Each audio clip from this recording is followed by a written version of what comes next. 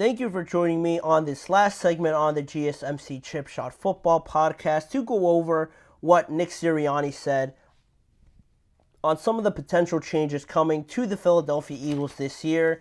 Obviously, coming off of the bat of a very disappointing end to the 2023 season for the Eagles, going on that losing streak and just getting beat down, quite honestly, by the Tampa Bay Buccaneers, left a very bad taste in their mouths. They moved on, or I shouldn't say they moved on, but Jason Kelsey and Fletcher Cox moved on. They decided to retire. So there's a new, fresh feeling to this Eagles team that the veterans sort of moved on, and now you head into this new era where you bring in two new coordinators as well. It's actually the third consecutive year that the Eagles have had two different coordinators come in on the offensive and the defensive side of the ball. So there's a lot of change coming already from that fact this year in 2024. But Nick Sirianni recently gathered a few of the Eagles reporters to discuss some of the various topics around this offseason and mainly some of those changes that we are expected to see, I think, with the Eagles, because the Eagles are in a weird situation where if any other team performed like they did last year, major changes should be expected, and you'd expect maybe Nick Sirianni to face some more pressure, be on the hot seat potentially. Jalen Hurts be under a lot more scrutiny this year to prove that he is and belongs in that top tier of quarterbacks in the NFL. But because of the fact that they added Saquon, they added Devin White, they brought back C.J. Gardner-Johnson, they drafted very well this year, that pressure has almost sort of melted away, or I don't feel as worried about this Eagles team to not deal with that pressure because they've done so well already to address some of their biggest needs in free agency. None bigger, I should say, actually, than Saquon Barkley. But Sirianni addressed some of the changes that people want to see. I've already mentioned it a lot in this segment already. Changes. People want to see a reaction from this team, but Nick Sirianni has kept it a little bit more cautious in his approach to changing things this offseason. He said, "I just think it's really important we don't overcorrect. Will there be changes? Yeah, there will be changes like we do with our defense. There will be changes like we do with ball security. There will be changes like we do with offense. But I think we have to be very careful not to overcorrect." And I think that's super interesting because on paper, this Eagles team is very good. Very good last year with A.J. Brown, Smitty, Jalen, Dallas Goedert. This team, their offensive line as well, and DeAndre Swift had probably the best year of his career. On paper, they should have been a lot better than they were, but there was just a lot of outside factors like the coaching fiasco, the coordinator fiasco, some of the just misunderstandings that you had between Jalen and the play calling and just what the receiver was supposed to do in regards to the quarterback. It just looked very sloppy and very unlike the Philadelphia Eagles coming off of a year where they made it to the Super Bowl. And not only did they make it, they played very good and had a good chance of winning that game. To follow that up with what they did in 2023 towards the end of that year and just a complete 180 to the first half of the 2023 year, it left a lot of people confused of how, poorly they played, especially in the red zone where they were very inefficient. So people want something to happen. People want to see reactions, and the Eagles have done that. Nick Sirianni has said that there will be changes, obviously, like the statement says, but to try and not overdo it with changing too much of what Devontae Smith does well, what A.J. Brown does well, what their identity is in running the ball, especially now bringing in Saquon Barkley. I think they want to keep certainly some of the things that they did well around, but not be too trigger happy to just change things for the sake of changing things just because you want to satisfy people telling you that you need to react in this sort of way or react doing this. I think it's a very calm approach by Nick Sirianni to do it because, again, a lot of people will point to him as one of those changes if the Eagles don't drastically improve in 2024. But on top of that comment, some of the other things Nick Sirianni talked about was focusing on last year more because of how it ended. Yes and no because of how the season obviously went, but he did accept that they need that they did have more time to evaluate this past season because of the fact that they exited early from the playoffs. But he's excited to get to work on those changes and see and just really spearhead those changes that are intact, that he has alluded to in the statement that he said. He's had a lot of time to think about it. He has had a lot of time to really focus on how they ended last year and try to correct that going into 2024. He also mentioned and spoke about the topic of changing the offense and the foundation of that offense, if that makes sense, with the arrival of Kellen Moore. Really going away from his offensive identity, because before Kellen Moore came in, Brian Johnson and Nick Sirianni himself, the offense was built around their idea, their mold of how they saw it. But now, obviously coming off of last year, it didn't look right at all, and it didn't look efficient, it didn't look clean. There was a lot of misunderstandings, like I mentioned, a lot of confusion, a lot of finger pointing, a lot of false starts, and it just looked sloppy, really, at the end of the day.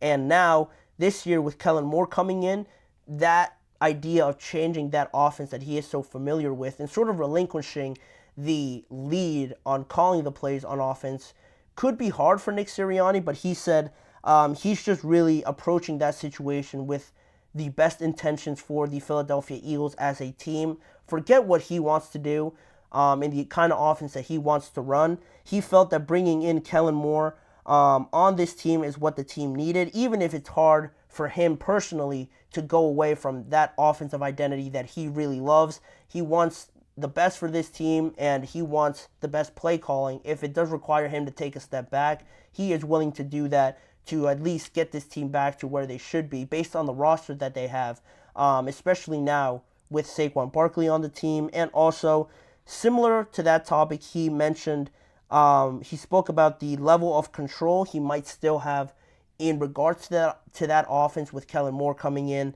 He said that he has taken a step back, sort of like a CEO type of coach now, where he's overseeing a lot of different aspects, maybe contributing more on defense, contributing more in the passing game, the running scheme, and things like that. He's not so focused in on play calling on the offensive side of the ball per se.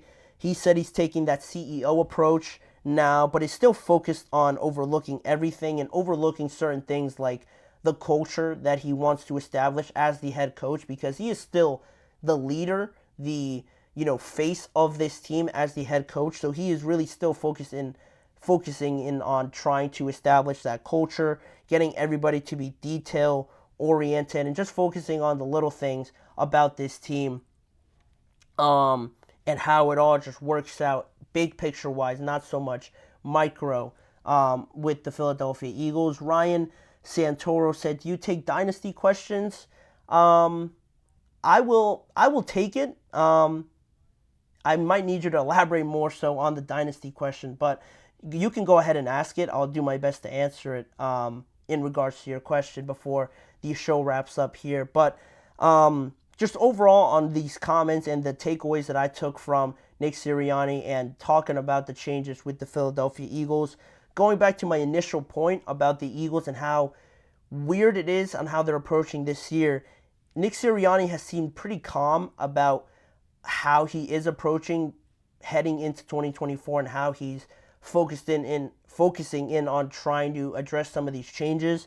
He seems very calm in some of the answers he gave, and just very what's the word I'm looking for? He just seemed very unbothered by some of the questions that were coming his way about the rumors about Bill Belichick. Do you think there's more pressure on you now because of how it ended last year and how badly it looked? He gave some very just calm answers, like he wasn't playing for his job at all.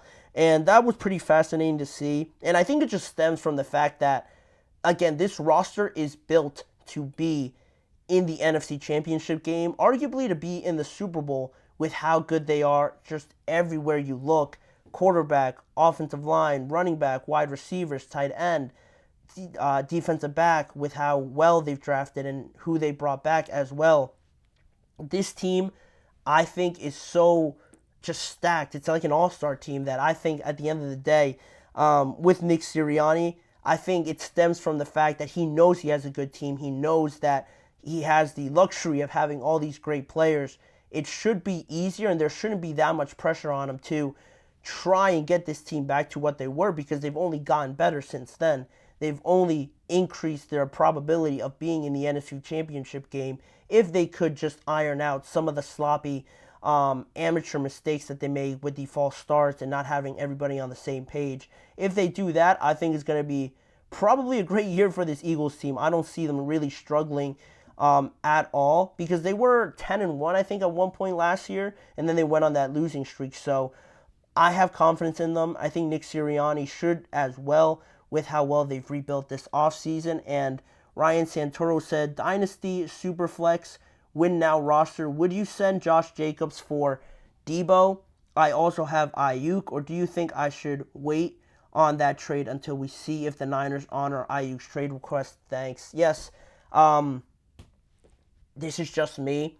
I'm more of a play it safe kind of person. So I wouldn't send Josh Jacobs for Debo just yet. If you have Ayuk and you think that waiting on a trade until this whole thing plays out, I think it just similarly plays into just my experience with fantasy and things like that on drafting certain players. I want to see where all these guys that I'm really investing in looking into are heading, what their plan is. Like similarly to a guy like CeeDee Lamb, Brandon Ayuk, or some of these guys working out with contract extensions, Tua as well. I need to see what the situation is looking like, especially when it comes to contracts, because they could hold out, they could just not be there, and then when they start the season, they're cold, it's not looking well. I would definitely hold off on that trade, because we're talking about Debo, Josh Jacobs, and Brandon Ayuk and how it relates to everything. Those are very formidable players that will, have an impact on this season and things like that. So I would definitely hold off to see where this goes from now, because I think it will heat up a little bit more as we head into training camp. We should get some more answers when Kyle Shanahan is being asked about it, John Lynch, and all the other teammates as well. And I'm sure Brandon Ayuk won't keep quiet while he's holding out. We're going to see it speed up here, I really believe, in training camp. So hopefully you won't have to be waiting too long to get an answer on that. But I do appreciate your question on that topic. But on that question, we will wrap it up on today's show. I want to thank you guys for joining me on today's episode of the GSMC Chip Shot Football Podcast presented by the GSMC Sports Network. Please remember to like, follow, and subscribe to the show, as well as following the network on all forms of social media. And if you want to see more of this show, check out the GSMC Podcast Network channel and the GSMC Sports Network channel on YouTube for a lot more types of content around the NFL as well. As a final reminder, tune in every weekday at 6:30 p.m. Eastern Time for more football conversations and NFL discussions with me, Manny Maradiaga, as your host. Thanking you for joining me on today's episode, and I hope to see you guys back here with me again tomorrow.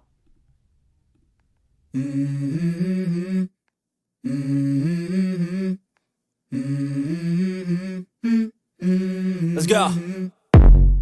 I wake up to a little bit of drool on my pillow, feel like it's gonna be a bad day. Yeah, I'm tired of shit, and the coffee ain't hit yet, damn, ain't that great. I don't wanna go to